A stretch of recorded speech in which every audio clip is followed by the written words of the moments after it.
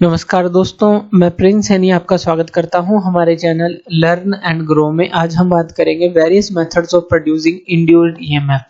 EMF को किस तरह से इंड्यूस कर सकते हैं, कौन कौन से मेथड हैं।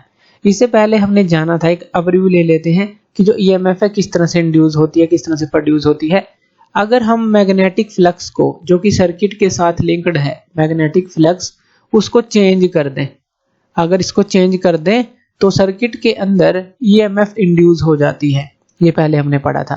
और जो फ्लक्स होता है वो हमारा किस किस से जुड़ा होता है, उसका फॉर्मूला होता है BA cos थीटा, यानी कि वो मैग्नेटिक फील्ड से जुड़ा होता है, एरिया से जुड़ा होता है, और थीटा जो एंगल होता है डायरेक्शन ऑफ मैग्नेटिक फील्ड और जो normal to the surface area A, उनके बीच का एंगल जो होता है इससे जुड़ा होता है। तो ये फॉर्मूला होता है। तो यहाँ पर हमारे पास तीन मेथड आ जाते हैं जिनके थ्रू हम जो है ईएमएफ को इंड्यूस कर सकते हैं। तो यहाँ पर पहला है by changing the magnitude of magnetic field B। जैसा कि हमने फॉर्मूला के अंदर देखा, जो फाई है वो किसके बराबर है, वो है BA cos थीटा। तो सबसे पहले हम बात कर रहे हैं B की, यानी कि अगर हम magnitude of magnetic field B को चेंज कर दें तो हम फ्लक्स को जो है चेंज कर सकते हैं। तो फ्लक्स चेंज होगा तो ईएमएफ इंड्यूस होगी, सिंपल सी बात है। तो यहाँ पर ले लेते हैं हम एक कोयल, यहाँ पर हमने कोयल ली और यहाँ पर हमने ले लिया एक मैग्नेट। मैग्नेट के दो पोल होते हैं हमें पता है, तो नॉर्थ और साउथ पोल हम मान लेते हैं। और जो ये मैग्नेटिक फील्ड लाइंस है इसके आसपास नॉर्थ से साउथ की तरफ दिखा देते हैं इनकी डायरेक्शन, और अंदर की तरफ देखेंगे तो साउथ से नॉर्थ की तरफ आएंगी वो। तो इस तरह से मैग्नेटिक फील्ड की लाइन हो गई। अब इस सर्किट के अंदर हम एक गैल्वेनोमीटर लगा लेते हैं, इसको क्लोज करके गैल्वेनोमीटर लगा लिया, ताकि जो ये मैग्नेटिक फील्ड ऑफ लाइन है जब इससे कट करें, इस कोयल से जब कट करेंगी तो यहाँ मैग्नेटिक फ्लक्स चेंज होगा। जैसे मान लीजिए इसके पास आएगा तो मैग्नेटिक फील्ड लाइंस जो हैं यहाँ पर इंक्रीज होंगी, क्योंकि जैसे जैसे पास आएगा मैग्नेटिक फील्ड लाइन यहाँ पर कट करेंगी और वो इंक्रीज होंगी। उनके इंक्रीज होने से क्या होगा, यहाँ मैग्नेटिक फ्लक्स एक तरह से चेंज होगा, और वो चेंज होने से क्या होगा, इंड्यूस्ड ईएमएफ यहाँ पर होगी। और यहाँ पर गैल्वेनोमीटर वही हमें शो करेगा कि यहाँ पर ईएमएफ इंड्यूस हो रही है। तो ये चीज होगी। तो चलिए इसको एक बार देख लेते हैं। जैसे ही ये इसके पास आएगा यहाँ पर हमें डिफ्लेक्शन देखने को मिलेगी, और फिर से ये जो है 0 पे आ जाएगी, क्योंकि ये रेस्ट पर आ जाएगा। जैसे जैसे मोशन में रहेगा यहाँ हमें डिफ्लेक्शन मिलेगी, क्योंकि यहाँ पर मैग्नेटिक फ्लक्स जो सर्किट के साथ लिंक्ड है वो चेंज होगा। लेकिन जैसे ये रेस्ट पर आएगा यहाँ पर डिफ्लेक्शन जो है 0 हो जाएगी। इसी तरह से हम अगर इसको वापस खींचते हैं, यानी कि मैग्नेटिक फील्ड लाइन अभी यहाँ ज्यादा है, वापस खींचेंगे तो डिक्रीज होना स्टार्ट होगी। मैग्नेटिक फ्लक्स जो है इससे सर्किट से जो लिंक है वो फिर से चेंज होगा, और यहाँ फिर से हमें डिफ्लेक्शन देखने को मिलेगी। तो यहाँ पर ये पहला पॉइंट जो है हमारे पास वो क्लियर हो जाता है कि अगर हम magnitude of magnetic field B को चेंज करते हैं तो फ्लक्स जो है हम चेंज कर सकते हैं, जिससे ईएमएफ इंड्यूस होती है। और कोई मेथड भी आप इसके अंदर ले सकते हैं, जैसे हमने तो मैग्नेट लिया, एक दूसरी कॉइल भी ले सकते हैं जिसके अंदर से करंट फ्लो कर रहा हो, उसके कारण से मैग्नेटिक फील्ड लाइन बन रही हो, जैसा हमने फैराडेज एक्सपेरिमेंट में देखा था, वो भी हम ले सकते हैं। दूसरा मेथड क्या है, दूसरा मेथड है by changing the area A। अगर हम एरिया A को चेंज कर दें तो भी जो है फ्लक्स के अंदर चेंज आएगा, जिससे इंड्यूस ईएमएफ होगी। तो चलिए वो देख लेते हैं। तो यहाँ पर हम क्या करते हैं, पहले तो हम एक बड़ा एरिया ले लेते हैं, कोई भी सरफेस ले लिए, इतना एरिया ले लिया, और यहाँ पर मैग्नेटिक फील्ड हमने लाइन देखी। अब हम एरिया की बात कर रहे हैं। अब देखिए जितना ज्यादा बड़ा एरिया होगा, जैसे मान लीजिए B है, मैग्नेटिक फील्ड इस डायरेक्शन में है और ये एरिया है कोई। अब ये बड़ा एरिया है, इसमें से ज्यादा मैग्नेटिक फील्ड लाइन पास करेंगी, ज्यादा मैग्नेटिक फील्ड लाइन पास करेंगी, यानी कि यहाँ पर जो फ्लक्स चेंज है, आप मैग्नेटिक फ्लक्स जो है वो ज्यादा होगा इसका, ऐसा कह सकते हैं। लेकिन अगर यहाँ पर आप छोटा एरिया ले लें तो मैग्नेटिक फील्ड ऑफ लाइन जो है कम पास इससे करेंगी, तो यानी कि जो मैग्नेटिक फ्लक्स जो है वो कम होगा इसका, जो चेंज अगर हम देखें, क्योंकि इसमें से जो है कम लाइन पास करेंगे। मैग्नेटिक फ्लक्स जो है इसके साथ लिंक है वो कम है उसकी मात्रा, इसके साथ जो लिंक है वो ज्यादा है, क्योंकि इससे ज्यादा मैग्नेटिक फील्ड ऑफ लाइन पास करेंगे। इसी तरह से हम जो है इस कंसेप्ट को समझ सकते हैं। मान लीजिए हम मैग्नेटिक फील्ड को ले लेते हैं। अब ये क्रॉस मार्क का क्या मतलब है कि हम मैग्नेटिक फील्ड को ले रहे हैं जो इनवर्ड की तरफ है, प्लेन ऑफ द पेपर में इनवर्ड की तरफ, अंदर की तरफ है, पेपर के परपेंडिकुलर है और अंदर की तरफ है। अब यहाँ पर हम एक सर्किट ले लेते हैं इस तरह से, यहाँ पर हमने गैल्वेनोमीटर को लगा दिया ताकि डिफ्लेक्शन शो करे, और यहाँ पर ये हमने ले लिया कंडक्टर। ये जो है कंडक्टर है, ये जो हमने ग्रीन कलर के अंदर दिखाया है ये कंडक्टर है। अभी देखिए इतना एरिया है इस लूप का, इतना। अब अगर हम क्या करें, इस कंडक्टर को हम आगे की तरफ मूव करें। अब देखिए पहले तो अभी इतना एरिया है और वहां से मैग्नेटिक फील्ड ऑफ लाइन ज्यादा पास कर रही हैं, यानी कि जो मैग्नेटिक फ्लक्स है इस सर्किट के साथ जो लिंक है अभी वो ज्यादा है। अब हम क्या करते हैं, इसको लेफ्ट की तरफ मूव करते हैं। जैसे ही हम इसको लेफ्ट की तरफ मूव करेंगे, अब देखिए इस लूप के पास कितना एरिया रह गया, इस लूप के साथ इतना एरिया रह गया, इतना। अब पहले जो इतना था, यानी कि पहले ज्यादा था, जब हम इसको आगे लेकर गए तो लूप का एरिया कम हो गया।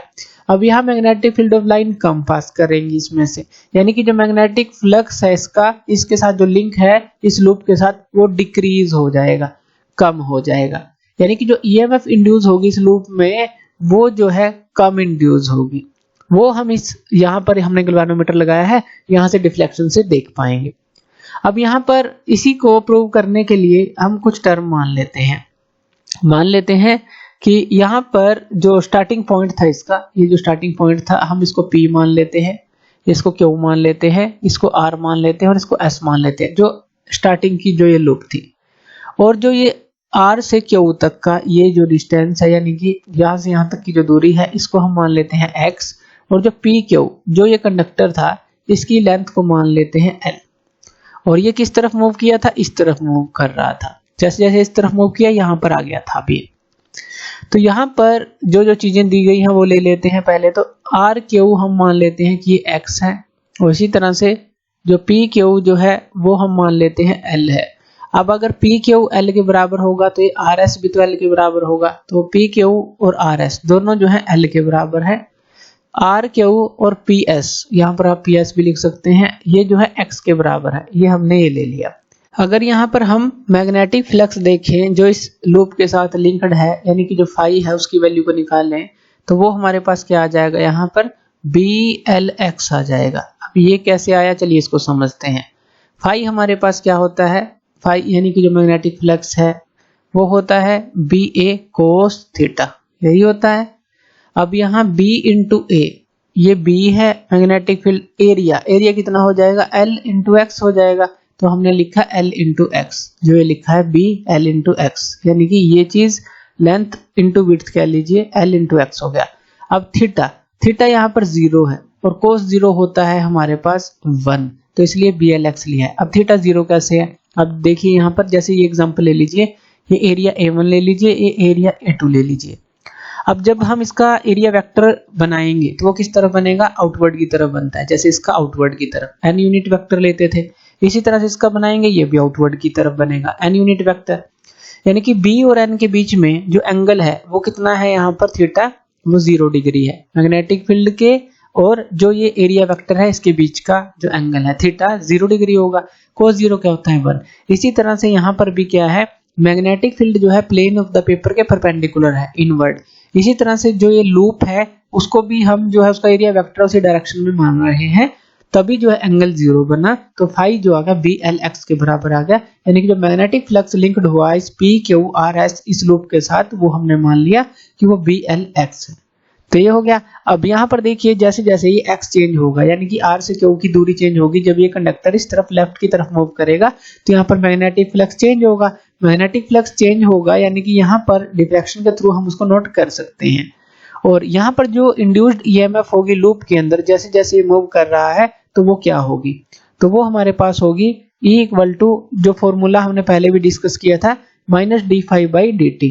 माइनस साइन क्या डिनोट करता है कि जो इंड्यूस्ड EMF है वो चेंज ऑफ मैग्नेटिक फ्लक्स का हमेशा अपोज करती है, ये भी हमने पहले पढ़ा था, लेंज लॉ के अंदर भी आप इसको देख सकते हैं।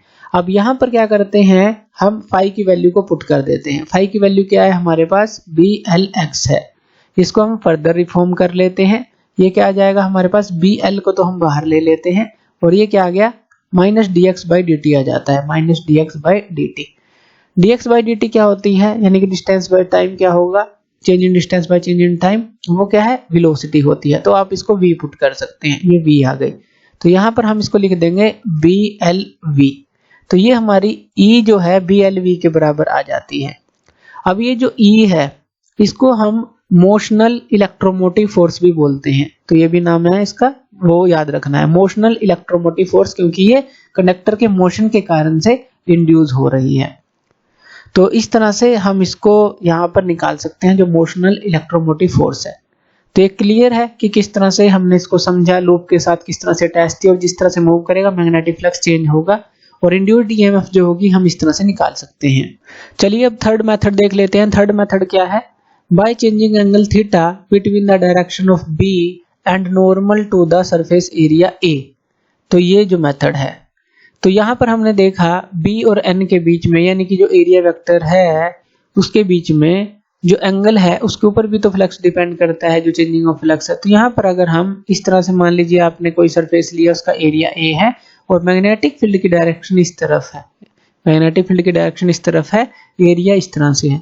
अगर आप इसकी रोटेशन को चेंज कर दें, तो इसका जो ओरिएंटेशन है इसको चेंज कर दें, मान लीजिए कोई सरफेस है, इसी तरह से हम कोयल के केस में ले सकते हैं, हम आसानी के लिए इस सरफेस को ले रहे हैं। अगर इसका ओरिएंटेशन चेंज कर दें, यानी कि जो मैग्नेटिक फील्ड लाइन से पास कर रही है, इसका ओरिएंटेशन चेंज करने से वो चेंज होगी तो मैग्नेटिक फ्लक्स चेंज हो जाएगा, सिंपल सी बात है। तो इस एरिया को अगर हम चेंज कर दें, इस तरह से कर दें, अब देखिए जैसे ही एरिया को हमने चेंज किया तो मैग्नेटिक फील्ड लाइन जो पास कर रही थी वो भी तो चेंज होंगी, जिससे कि मैग्नेटिक फ्लक्स भी चेंज होगा। तो वो चीज दोबारा देखिए, इस तरह से था, हमने इस तरह से कर दिया, इसकी ओरिएंटेशन को हम चेंज कर रहे हैं।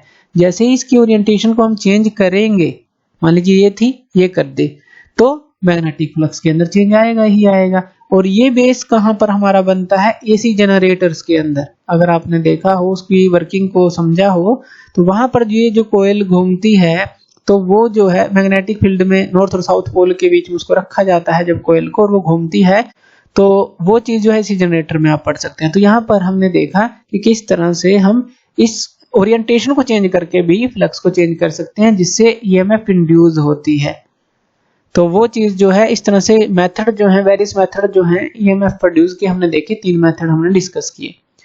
तो थैंक यू वीडियो देखने के लिए, और इसी तरह की वीडियोस के लिए आप हमारे चैनल लर्न एंड ग्रो पे हमें सब्सक्राइब कर सकते हैं। धन्यवाद।